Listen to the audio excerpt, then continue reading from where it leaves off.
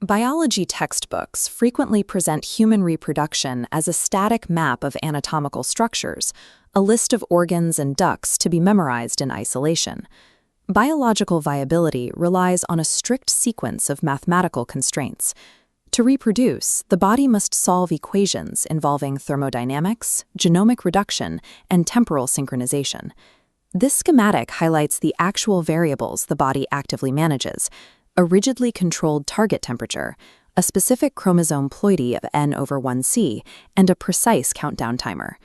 We can understand the reproductive process by treating the body as a finely tuned engine and deriving its required operating parameters. This analysis follows the sequence from the thermal gradients of spermatogenesis to the endocrine feedback loops that govern early pregnancy. Successful fertilization requires the human body to flawlessly compute these thermodynamic and hormonal variables at every stage. The primary male sex organs, the testes, are located outside the abdominal cavity within the scrotum. This positioning addresses a rigid thermodynamic constraint. Normal internal body temperature inhibits healthy spermatogenesis. We can calculate the required thermal deficit by subtracting 2 to 2.5 degrees from the 37-degree body baseline. This reveals the viable scrotal range, 34.5 to 35 degrees Celsius. Beyond temperature, the process faces a spatial constraint. Once deposited in the vagina, sperm must travel through the cervix and uterus to reach the ampullary region of the fallopian tube. This microscopic view shows the physical exertion required. The flagellum, the sperm's tail, must maintain a continuous whipping motion, powered by mitochondria in the middle piece. When sperm motility is low, a condition called asthenozoospermia, infertility occurs. Without high motility, sperm cannot reach the ampulla before the ovum's brief window of viability expires. While the thermodynamic gradient allows for the creation of sperm, robust physical motility is required to overcome the spatial barriers of the reproductive tract. Inside the highly coiled seminiferous tubules of the testes, the process shifts to a cellular level of computation. A primary spermatocyte begins as a diploid cell. The starting values are locked at 46 chromosomes, or 2N, and a DNA content of 4C. Meiosis I separates homologous chromosomes into two secondary spermatocytes. The data table now shows 23 chromosomes, haploid N, and a DNA content of 2C. While haploid, the chromatids are still duplicated. At 2C, the reduction is incomplete, making the cell not yet viable.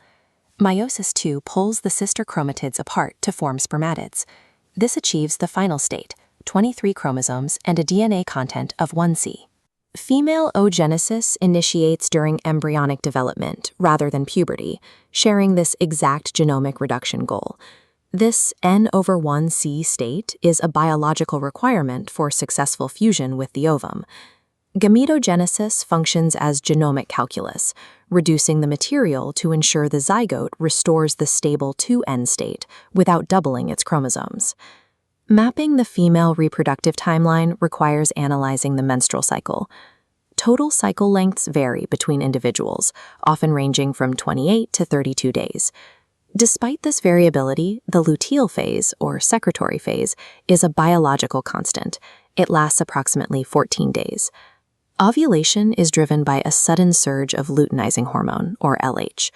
To find the day of ovulation in a 32-day cycle, we subtract the 14-day luteal constant from the total length. 32 minus 14 equals 18.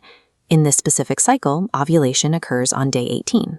This calculation defines the deadline for the sperm's spatial journey. Sperm motility is only effective if the arrival in the ampullary region intersects with this day 18 window. Following fertilization, the zygote moves through the isthmus toward the uterus, dividing into 2, 4, 8, and then 16 blastomeres. This 16-cell morula continues to divide and restructure into a hollow blastocyst. The blastocyst architecture separates the outer trophoblast layer from the inner cell mass. During implantation, the trophoblast layer embeds into the uterine wall, or endometrium, and begins forming chorionic villi.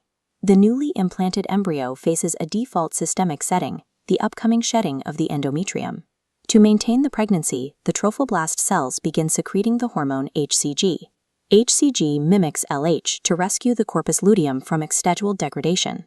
The rescued corpus luteum continues to secrete progesterone, which is the hormone required to maintain the endometrial lining.